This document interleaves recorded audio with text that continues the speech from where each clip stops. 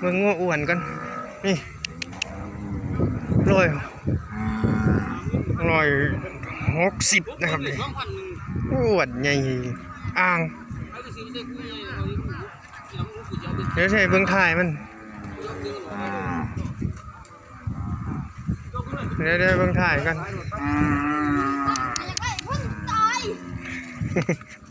มึงถ่ายมัน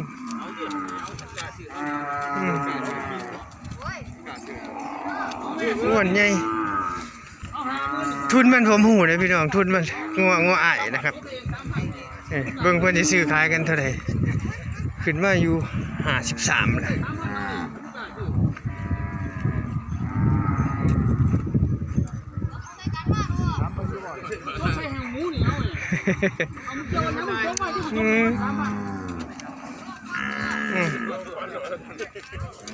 ลงแผ่นหลังอ่ะเดี๋ยวขึ้นไปตัวหนังสือให้ลงถ่ายมันดิล่ะ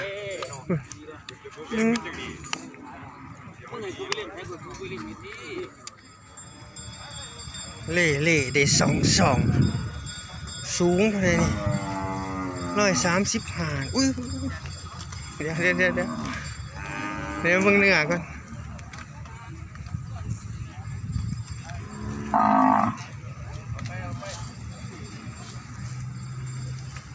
นั่นแหละเนื้อ2224,500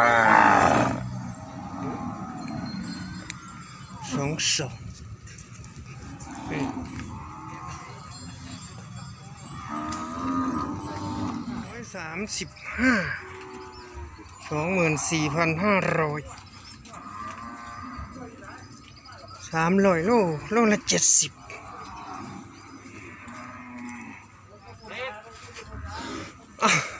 เบิ่งเล่ไว้ก็เลยมาเบิ่งก่อนมันสิเบิ่งเล่ไปตัวนึงเบิ่งเล่ไปตัวนึงอยู่บ้านไปวนเขา2 มื้อแล้วมาห้องจักบาทเขาพ่นว่าสิได้ฮู้ซื้อได้นะตัวนี้เขาขายแล้ว 24,500 ตัวนี้บ่ครับส่วนตัวฝุ่นจอยๆนั่น 22,000 ตัวนี้พอซื้อโน่ตัวนั้นดีมันจอยแห้งตัวนี้เนี่ยพอซื้อแล้วงวดแล้วพี่น้องผมก็เบิ่งงัวใหม่ผมก็มาเบิ่งราคานะครับ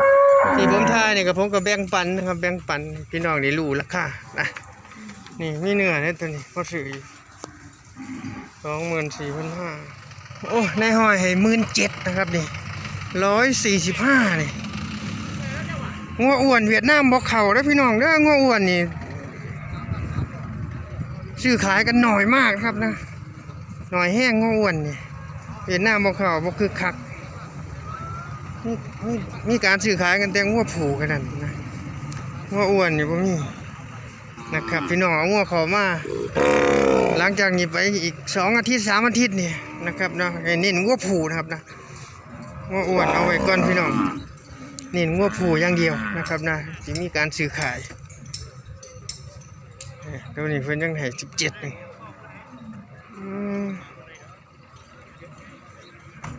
เดี๋ยวผมจะขึ้นราคางัวให้เบิ่งอีกจัก5-6 โตครับนะสำหรับวันเสาร์ช่วงบ่ายตลาดแยกการช่างนะครับอำเภอกันทะลักจังหวัดศรีสะเกษงัวตัวนี้3 ปีเลยวันแท้จะคู1 2 3 4 ปีเลยตัวนี้เดี๋ยวเบิ่งถ่ายก่อนนี่ให้ถ่ายนี่เถอะมันบ่ให้เบิ่งพี่น้องเอาประมาณนี้ก่อนแต่บ่เป็นใดดอกตลาดแยกการช่างนะครับพาเบิ่งงัวเล่ก่อนงัวอ้วนผมทายประมาณชั่วโมงหนึ่งนะครับผมก็จะได้ออกกลับแล้วนี่เล่นี่สูง135นะเบิ่งถ่ายเสียงเพลงมันเข่าพี่น้องว่านี่30,000ผมตีให้เลยยาว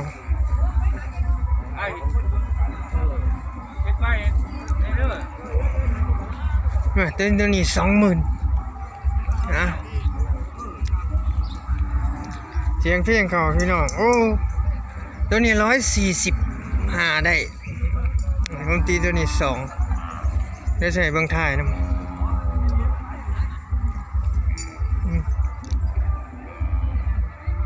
คือขายคือคักพี่น้องง้อผูง้ออ้วนวะนี่คือคักไอ้เช่า15,500เท่าไหร่13738ง้อผูนะครับมีการซื้อขายกันนะครับง้อผู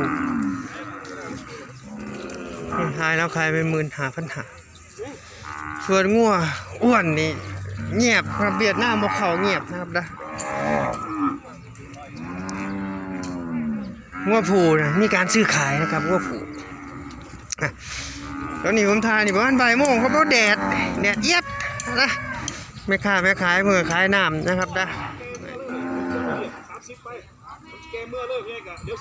เรื่องพ่อใหญ่แล้วเสียวเท่าไหร่นะครับ30,000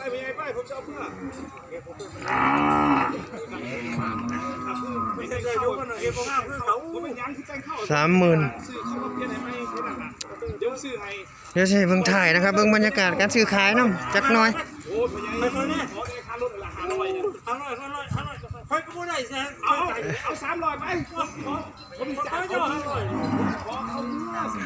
พี่น้องเดี๋ยวใช้เบิ่งถ่ายเด้อเบิ่งบรรยากาศการซื้อขายก่อน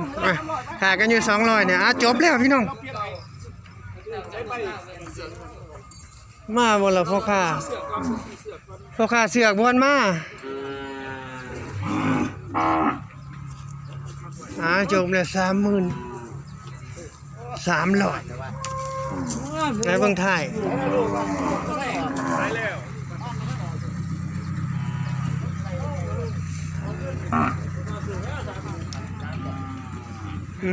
ถ่ายแม่มันเท่าไหร่125ประมาณนั้นล่ะสิบอกลายบ่ได้แต่มันรับเมนูเลยว่าต้องวัดลูกตัว1 2ตัวแล้วข่อยลูกแรกครับลูกผูครับนิโก้จักเดือนแล้วมันมีเขาไม่ลูกมันนี่นิโก้กระโดนนิโก้บางตัวเป็นข้วยไอ้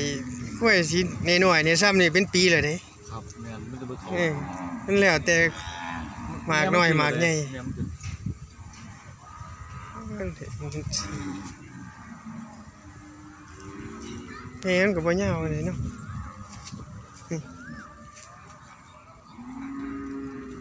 มันเป็นแม่ลูกไอ้ลูกไม้มันก็บ่ทันอ่างมาได้